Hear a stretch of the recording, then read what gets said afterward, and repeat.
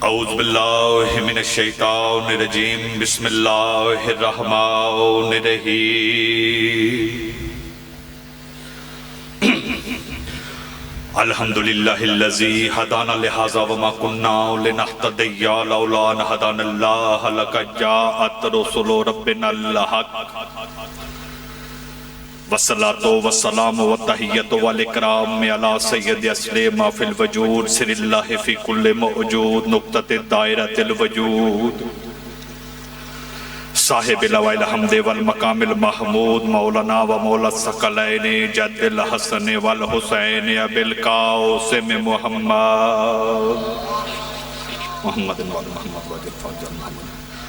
وَأَهْلِ بَيْتِ الطَّيِّبِينَ الطاہرین المعصومین المنتخبین المظلومین وَلَعْنَةُ اللَّهِ عَلَىٰ قَوْمِ أَعْدَائِهِمْ أَجْمَعِينَ اما بعد فقد قال اللہ سبحانہ تعالیٰ فی محکم الکتاب بسم اللہ الرحمن الرحیم انما یرید اللہ لیذہب عنکم رجس اہل البیت ویطہرکم تطہیرا۔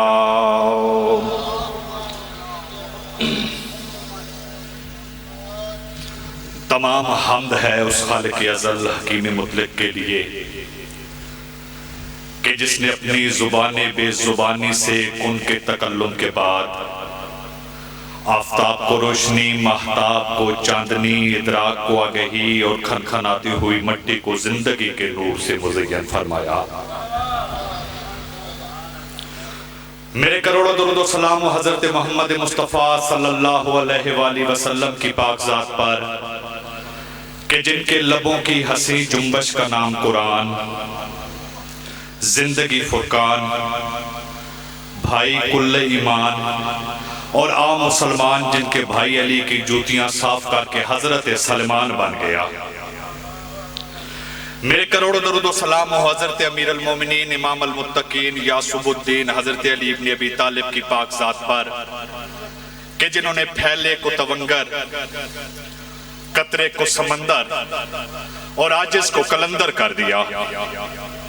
میرے کروڑوں درود و سلام ہو اس خانوادہ عصمت و طہارت کے بھی ایک مقدس ترین فرزند حسین ابن علی پر کہ جس نے کنکر کو چھو لیا تو اسے دور کر دیا، آسی پہ نگاہ کی تو اسے ہور کر دیا۔ اور لعنت ہو میرے مالک کے ہر ناپاک دشمن پر۔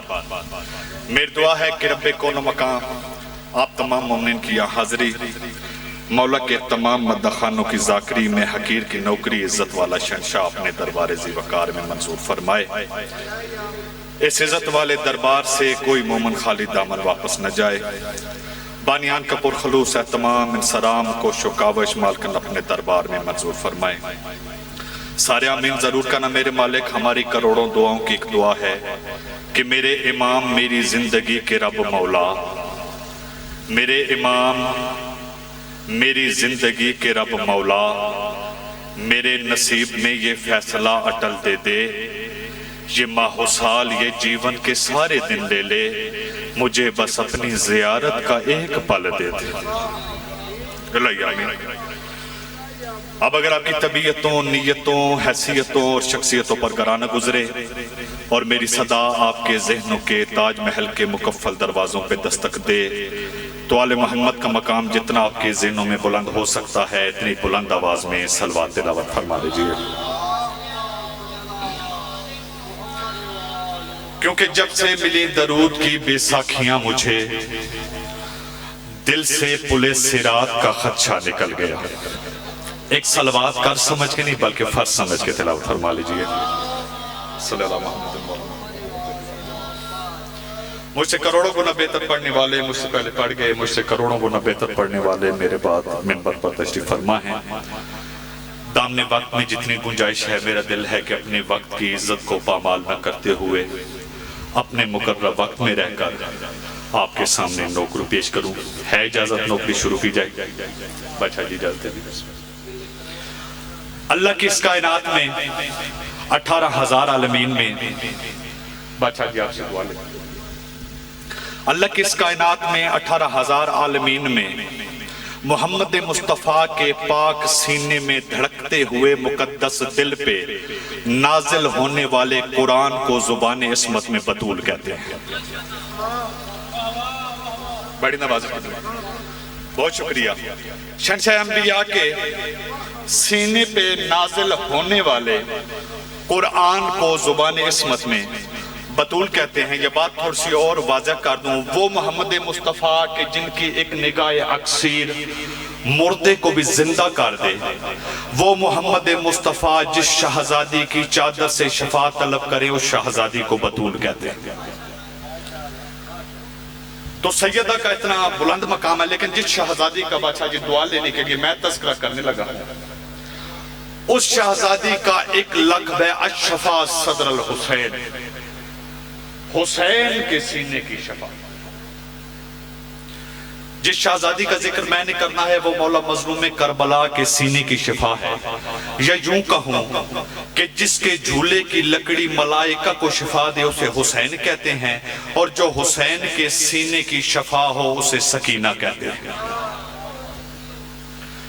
تو میں نے پاک معصومہ کا تذکرہ کرنا ہے انتہائی مختصر سے وقت میں، اور یہ وہ موضوع ہے جس پہ سردار سے دعا لے کر کہ فضائل پڑھا ہی نہیں جاتا۔ بی بی کا نام مصائب کی دنیا میں مشہور ہے، حالانکہ فضائل کا تعلق عمر سے نہیں ہوتا، کیونکہ اگر فضائل کا تعلق بادشاہ جی عمر سے ہوتا تو نوح نبی کی عمر 2500 سال ہے، ہمارے شہنشاہ انبیاء کی عمر 63 سال ہے، تو پھر سردار جناب نوح کو ہونا چاہیے تھا۔ لیکن فضائل کا تعلق ایک صلوات سارے حضرات مل کے بلند آواز میں پڑھ دیجئے۔ ہاں جی بسم اللہ۔ فضائل کا تعلق عمر کے ساتھ نہیں۔ چلیں ایک اور فکرہ آپ کی نظر کرنے لگا ہوں۔ قرآن کے دل کو یاسین کہتے ہیں، بچہ جانتا ہے سرکار، قرآن کے دل کو یاسین کہتے ہیں، یاسین کے دل کو فاتحہ کہتے ہیں، فاتحہ کے دل کو بسم اللہ الرحمن الرحیم کہتے ہیں، بسم اللہ کے دل کو بائے بسم اللہ کہتے ہیں، اور اس کے دل کو بے کا نقطہ کہتے ہیں۔ بالکل اسی طرح کربلا کے دل کا نام حسین ہے، حسین کے دل کو زینب کہتے ہیں، زینب کی بسم اللہ کو عباس کہتے ہیں، اور 10 محرم عباس جس کے قدموں پہ ہاتھ لگانا فخر سمجھے اس بے کے نقطے کو سکینہ کہتے ہیں۔ پتہ نہیں کتنی بلند شان ہے ایک پاک معصومہ کی۔ میں اس لئے کہہ رہا ہوں کہ بادشاہ جی 6 مصرے یاد آگئے اپنے آپ کی نظر کرنے لگا ہوں کہ شبیر کے سینے کی ہے تسکین سکینہ، شبیر کے سینے کی ہے تسکین سکینہ، قرآن اگر شاہ ہے تو یاسین سکینہ، قسمت کے قرائن کی بھی تزئین سکینہ، اور دشمن تیرا دنیا میں ہے بے دین سکینہ۔ مخدومہ میں نہیں جانتا کہ آپ کی شان کیا ہے، عزت پہ ثبت ایسے گہر کر دیے تو نے، جو ہاتھ جھکے تھے وہ امر کر دیے تو نے۔ یا علیہ السلام۔ اور بچہ یہ منبر کی عزت کی قسم پتہ نہیں کتنے اسرار ہیں پاک مالکن کے۔ پاک بی بی کا نام ہے فاطمہ، مولا حسین نے فرمایا کہ تو میرے دل کا سکینہ، تو میرے دل کی تسکین ہے، اس وجہ سے مخدومہ کا نام سکینہ مشہور ہو گیا۔ اور بادشاہ جی جب سے یہ دنیا میں آئی، مولا مظلوم کربلا علیہ السلام کا دستور رہا کہ جب بھی قرآن کی تلاوت کرتے معصومہ کو اٹھاتے سینے سے لگاتے اور قرآن کی تلاوت کرتے۔ وقت گزرتا گیا، 10 محرم کی رات آ گئی، قاتلوں کے گھیرے کے درمیان زمانہ دشمن، پتہ نہیں کیا یہ مولا مظلوم کربلا علیہ السلام کے دل میں پاک مولا نے اپنی 4 سال کی معصومہ کو اٹھایا۔ یوں محسوس ہوتا تھا کہ امامت کے قرآن نے عصمت کے قرآن کو اٹھا رکھا ہے۔ مخدومہ کو اٹھایا سرکار دعا لینے کے لیے، ایک لفظ کا ترجمہ آپ کے سامنے پیش کرنے لگا ہوں۔ بی بی کو اٹھایا، حسین بادشاہ نے سینے سے لگایا اور مولا نے سورہ بقرہ کی تلاوت شروع کی۔ حسین بادشاہ نے فرمایا بسم اللہ الرحمن الرحیم الف لام میم۔ اب سرکار الف لام میم کو اگر اردو زبان میں ڈھالا جائے تو لفظ علم لگتا ہے، الف لام میم جس کا مطلب ہے دکھ، درد، تکلیف۔ مولا مظلوم کربلا علیہ السلام نے الف لام میم کی تلاوت کی، پھر اپنا رخسار معصومہ کے سر پہ رکھا اور حسین کو نیند آ گئی۔ اب اچھا جی میرا سوال یہ ہے کہ ہر طرف قاتل، 10ویں کی آخری رات، نیند کے لیے تحقیق کرنا، سکون کا ہونا ضروری ہے۔ آخری زندگی کا دن ہے مولا حسین کا ظاہر ہے، کل علی اکبر جیسے بیٹے نے چلا جانا ہے، عباس جیسے بھائی نے چلا جانا ہے۔ حسین کے اطمینان کی وجہ کیا ہے؟ وہ وجہ بتانے لگا ہوں۔ حسین بادشاہ نے سر رکھا اور سو گئے۔ سرکار کیوں سوئے؟ کہ سورت کے پہلے لفظ علم نے کیا اثر، جھومے حسین عشق کی لذت کو سوچ کر، پھر رکھ دیا تھا پاک معصومہ کے سر پہ سر، نظارہ عجیب ہے والشمس والقمر، اور چھوٹی بطول قلب امامت کا چین ہے، لگتا ہے ماں کی گود میں سویا حسین، اور جس کے بچپن میں حسین کو ماں نظر آئے اسے سکینہ کہتے ہیں۔ اور بادشاہ جی یہی وجہ ہے کہ کربلا کے میدان میں حسین کے پاس ہر رشتہ تھا، ایک ماں کا رشتہ کوئی نہیں تھا، اور اسی رشتے کو پورا کرنے کے لیے حسین سکینہ کو لے کر کربلا کے میدان میں آیا۔ اور بادشاہ جی شہادت سے لے کر پوری ذمہ داری سے یہ فکر عرض کرنے لگا ہوں کہ شہادت سے لے کر شام تک اور شام سے لے کر قبر تک پاک معصومہ نے ساری زندگی 2 کام نہیں کیے۔ ایک بی بی نے چپ نہیں کی، سارے رستے امام حسین کو روتی رہی، ایک بی بی سوئی نہیں۔ سرکار پورے سفر میں نیند ایک دن آئی ہے پاک معصومہ کو، کب؟ اس وقت جب زندان شام کا ماحول ہے، شام میں غریبہ کا لٹا ہوا قافلہ، مخدومہ جناب سجاد کے پاس آئی اور جناب سجاد کے چہرے کی زیارت کر کہتی ہے سجاد یہ شامیوں کے بچے شام کو کہاں جاتے ہیں؟ سجاد رو کے فرماتے ہیں معصومہ یہ گھر جاتے ہیں۔ بی بی رو کے فرماتی ہیں سجاد ہمارا گھر کوئی نہیں۔ سجاد رو کے فرماتے ہیں بہن سو جا۔